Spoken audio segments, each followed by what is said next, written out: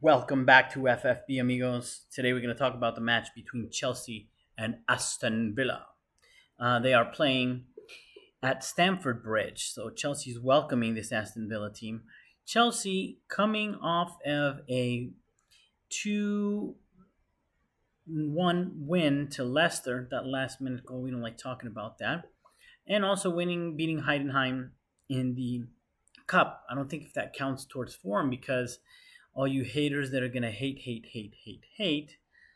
about this. But yes, Chelsea has two teams. So the Cup team won, but so did the Premier League team. But I guess it counts for the feels, right? And Villa had a bit of a rough start. They're not as high up in the table as they would want it to be, and they did really well last year. But they're coming into form as well. Um, I think Ollie Watkins is somebody that we need to keep an eye on and be very careful about. Somebody that we've talked about, let's come on Chelsea's radar as a potential player that Chelsea would like to buy.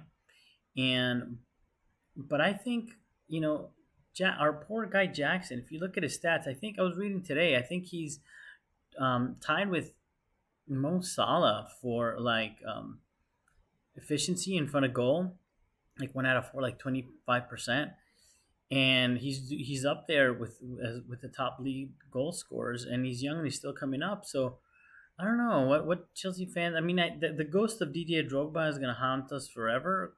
But come on, guys, the guy's informed. The guy is good. He's doing the job. Yes, he misses a couple of goals here and there, but every time he less and less, and every time he does better. In any case, that's just to say that even if we could get Ollie Watkins, I think Jackson is doing a good enough job to not be displaced, and I think he's putting rumors down for Osime and Gyökeres and all those players. Which, look, I'm not saying don't get them, but I'm just saying they're not as needed as they once were, as we are improving. But we do lack a second striker behind him if it's not him. I don't know if we need to come in and replace him, but but certainly somebody that can come in as a 9. Let's see what happens with Q, and if somebody else can fill that role. We know Nkunku's not his favorite spot, but anywho, um, in the last 5 meetings, Chelsea has won 3, Villa 2, and they've done defensively well according to this lately. Speaking of defenses, I am concerned with the James Reese situation. That's going to affect the lineup that we're going to discuss today. But please say in the comments. I want to hear where you guys are with it. I'll tell you where I'm at. I think most Chelsea fans are at this place. Denial. We don't want to say it. I heard just some people say they're okay and they understand that prime Reece James is gone, is over. The version that we saw the last couple of games this year, where we sort of protect him and he plays at left center back or right center back, and not that beast bombing forward on the wings. That guy's probably gone because if he can play, he needs to protect his body, his hamstrings, from any further injury. So that I think that leaves us in a place where I'm also bringing it up because we have a right back problem. Malo Gusto got a little bit of a knock, and then we're doing crazy stuff, and we're playing Dizazi at right back, which leads to everybody hating the poor guy that's playing out of position. And that's not fair to him, and it's not fair to the team.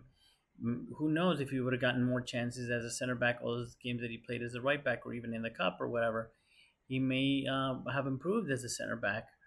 And anyway, that's just to say that I think. What do you guys think of the if James is prime James back, or is he ever going to be the player that he was, or he's not going to be back at all? And we're looking at either selling him or he's going to retire. And then in January, should we be looking for a right back replacement to Malagusto? Such a young guy, Malagusto. I love him. I think he's an unbelievable player. I think people love him now, but they didn't always. But I think he was always worth it. And I mean, just the price we brought him. He's an amazing player. He's a solid right back, first team right back, and right wing back, and he understands the way that Maresca wants to play. He's just an amazing player. So that's the news with James. What's interesting, so in terms of lineup, we're going to leave the last thing. Well, let's not leave it for last. The goalkeeper. Let's just start with it, guys. See that long pause? That's for you to fill in the blank. Yes, absolutely. Are we gonna play Jorgensen? And I think everybody's thinking yes. There's some people out there that are still holding their hopes and want to hang their hat on Sanchez, but I think he's proven that he's as good as Sanchez at the very least, because Sanchez is a good shot stopper. He's proven, and so is Jorgensen. And yeah, Jorgensen hasn't been put under the pressure. He doesn't play. He's playing the cup ties, so he doesn't play teams where we get pressed really high. And the mistakes that Sanchez has made that we don't like, playing out from the back and taking a little bit too longer to clear the ball when he has to, that kind of stuff. But I guess he's proven enough to where the other stuff he does at the same level. So put him in, coach. Put him in. Put him in. We have a run of games right now where he would be put to the test against Aston Villa. That's an attacking side, and I want to see how he does, because if he does the same at least or better, if he does the same, I'll still play him, because with that run of games he'll get better, and certainly surpass his level being a young player. We kind of know the ceiling there with Sanchez. We toyed with it and it's not working, so put him in, coach. And if it works, this run of games that comes are all winnable games until we have the City game. I think weeks from now, maybe like January, uh, and we can really, take a lot of points and solidify that back with Jorgensen as a better keeper. Hopefully, let's find out. Then, since James is not in, no talk of him in the right back or left back positions, or left center back, or right center back, or any of that stuff. It's going to be Malagusto, Levi Colwell, Fofana, and on the left hand side, Cucurella. Vamos Cucurella, vamos Cucurella. And I'm happy about that. I do hope that we can find a way to put pressure on Fofana, and definitely Colwell has let me down a little bit playing out the back, but from some of be it Tossin or anybody else in the back line, they need a little competition. That's why they're talking about getting another center back in the market, in the January or in the summer. Let's see. Then comes the big one, the long debate. I don't understand why it's even a debate, but it's supposed to be Caicedo and Lavia at the double pivot. Please, you Enzo Fernandez fanboys, shut up. And that does not make me an Enzo Fernandez hater. Apparently, people are like a thing. Like, people hate on Enzo. They don't, man. Enzo Fernandez is a great player on the eye, but he's proven that in the system, when he plays, the stats go down. We're not as effective. We don't defend as well. We don't score as much. Like, everything is worse under him in terms of stats. And that does not make up for the 2 or 3 really nice passes, which most of them are not like assistance level passes or put to people on through. He usually switches play to the other side of the field, which is beautiful to watch, but I don't think it's worth what you lose defensively. But in any case, this is a game at home where you want to come in powerful and strong, and Lavia and Caicedo will definitely do that, give us an opportunity to dominate the center of the field, and in transitions where it's going to be important. Then we know who's going to be our number 10. Palmer, no discussions there. And number 9 is going to be Jackson. Again, we spoke about Jackson. I think underrated. The stats prove it. Palmer now being accused of not showing up. Again, that's probably just against the standard of best player in the world level that we wanted him to be, and have a goal and an assist every game, to where he just has a good game if he was, an average, decent player. And they've sometimes shut him down lately, but it's to be expected. He's still playing well and having a good season, and I would never not start him. I'd be open to changing him if somehow Villa is able to shut him down like they have in a couple of games lately. But I think you're going to see Maresca toy around, and that's why you might even see Felix in the side, where where Felix drops into the 10 and he switches to the right a little bit to find spaces where they allow him to play. But let's see. In any case, we know he's playing. Now the tricky part is on the wings. So I think, if I'm going to guess here, that we're going to play with Pedro and Madueke because of speed. Unai Emery is not scared to play offensive football. Aston Villa is not. So they kind of drive a high line, at least beyond mid-block.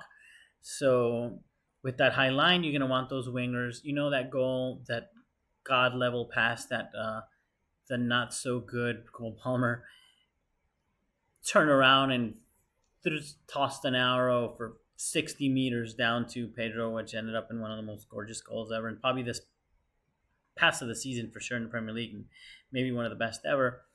Um, that kind of thing is you can do with a high line, and quick in transition. And I think Caicedo, you guys will see, is capable of those transitions.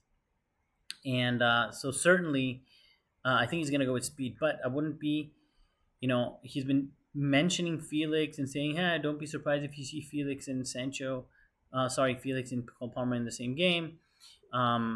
So that could be a thing. I think he would play on the left, and Neto would go to the right in that case. But who knows what he's going to do?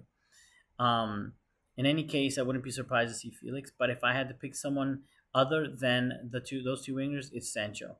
Play him wherever you want because both Neto, Pedro, and Pedro Neto and Sancho have proven they can play on both sides. If you guys saw what Sancho did to those poor people, those Germans, the little 1-2s, the two assists playing on the right hand side, gorgeous. And Pedro on the left, we saw his speed and he can, win the touchline and cut back in. And the goal that he scored against Leicester on the right hand side, cutting in.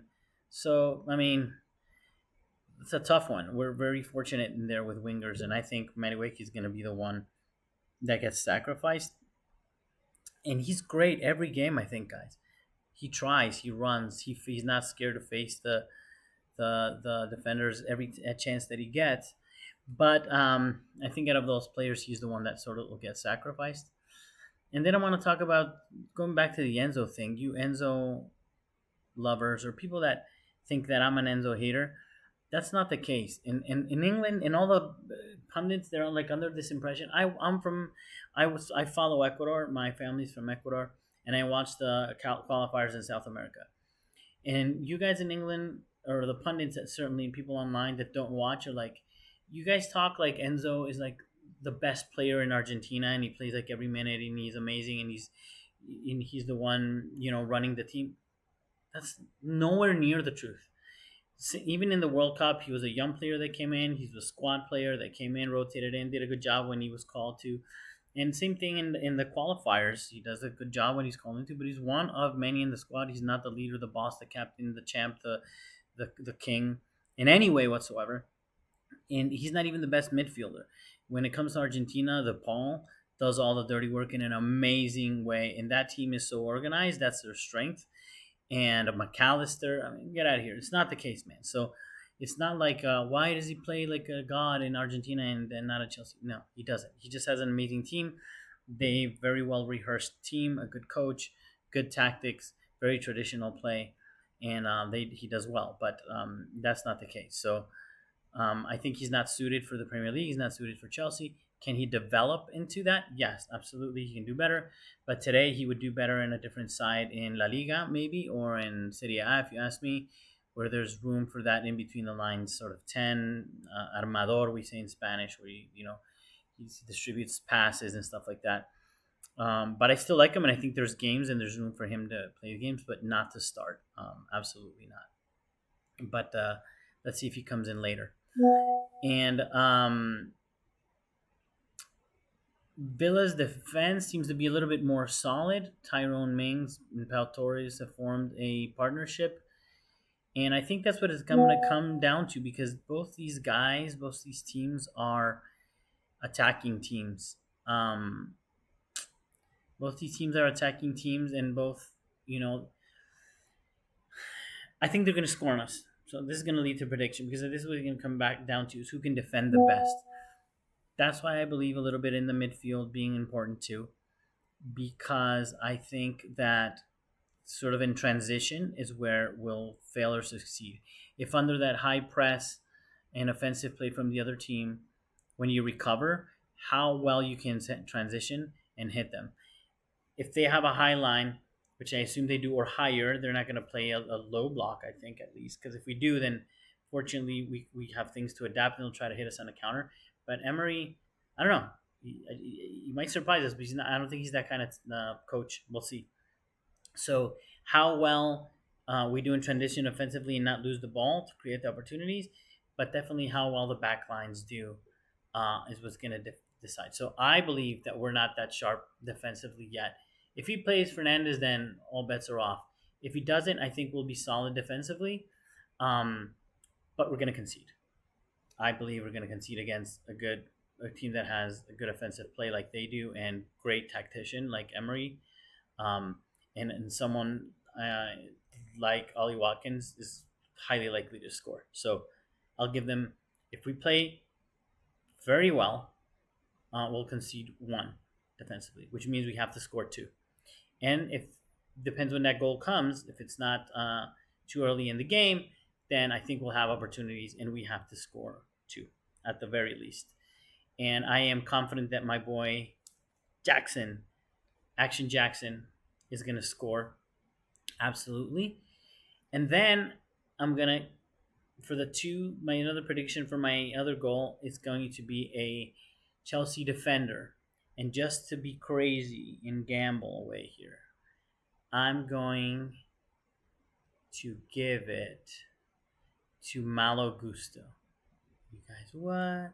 Exactly, because he gets criticized that on the offensive side, he's sometimes sits, especially in low block team when we play against low block teams. He um, uh, fills the role of the 10 sometimes, and or Kukureya do that, but he fills the role of the 10, and he's not good enough for that last part of the field and to define matches.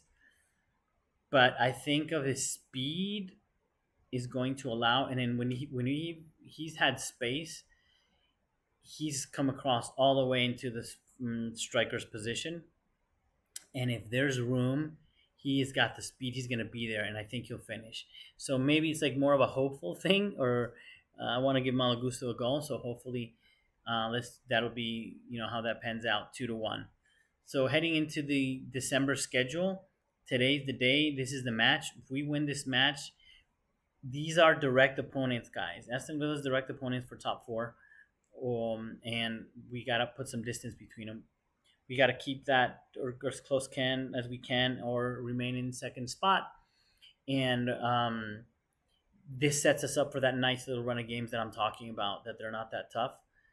And so it has to happen.